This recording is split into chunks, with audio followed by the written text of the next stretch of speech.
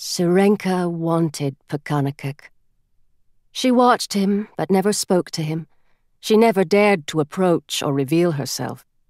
A year of stealth had taught her his language, his habits, his dreams, his ways. The more she knew, the more she loved. The more she loved, the more she ached. The sachem's eldest son did not go unnoticed by the women of his tribe. A quiet Keegsquaw watched him, too. Syrenka noticed the way she smiled at him, the way she brought her work to the shore while Pakanakuck burned and scraped his first dugout canoe. And why shouldn't the Keegsquaw want him? His glossy black hair glinted blue in the morning sun, his skin beaded with sweat, his eyes shone as he worked with single-minded passion on the boat.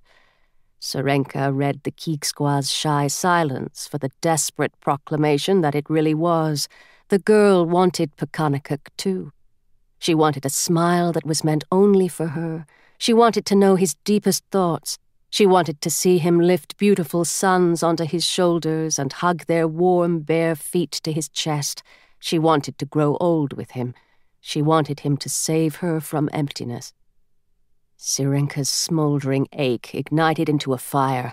She spent all of her time near the shore now and ignored her sister's beseeching to join her below, where it was safe, where she was supposed to be, where she could not tolerate being. On the day Pakanakuck finished the boat, his younger brother and his mother's brother helped him drag the charred dugout to the edge of the water. They watched as he paddled it out, and they leaped and shouted with pride to see how true it glided and how stable it was, even in the heavy chop of that day, even when he stood and deliberately tried to tip it. One corner of the Keegsquaw's plump lips lifted silently with joy while she pretended to bore holes into stone sinkers. Syrenka studied them all from behind an algae-green rock. But early the next day, the Keegsquaw was gone. Pakanakuck's brother and his mother's brother were gone. Pakanakuck was alone when Syrenka became entangled in his fishing net. Swimming a short distance from the dugout, she was distracted by the rhythm of his body as he plunged the paddle in the dark water, lifting his weight off his knees, stroking a heartbeat into the quiet morning.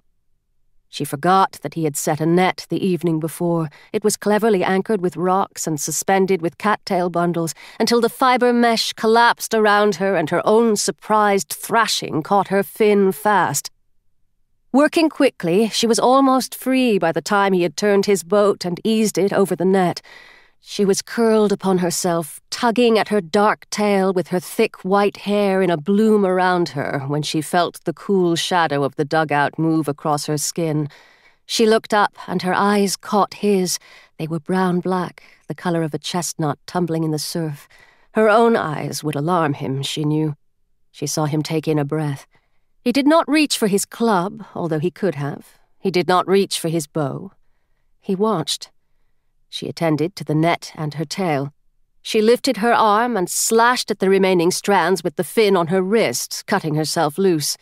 She looked back up and slowly rose from the deep, shoulder hunched and face to the side. Her cheek broke the surface first. He didn't recoil. She smiled, careful not to show her teeth. "Kwe," she said in his own Wampanoag. "Kwe," he whispered.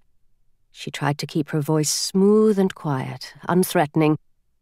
"I am sorry. I broke your net." He shook his head almost imperceptibly from side to side. He wasn't angry. She saw him swallow. "This is the finest Michun I have ever seen," she said, sliding her fingertips along the hull of the boat as she swam its length. "Thank you," he said, and then he seemed to remember something, perhaps that he had a club and a bow, and that he was the sachem's eldest son. "Who are you?" he demanded. "I am Syrenka. You are Pakanakuck." "How do you know my name?" She had never been this close to him. The muscles in his forearm extended as he unclenched his fist. She followed his arm to his shoulder, to his angular jaw, to his broad nose, and then his unwavering eyes. "I have seen you, fishing. I hear others call you. I follow you. I listen." Why do you follow me?" She stroked the edge of the boat. "You are not ready for the answer."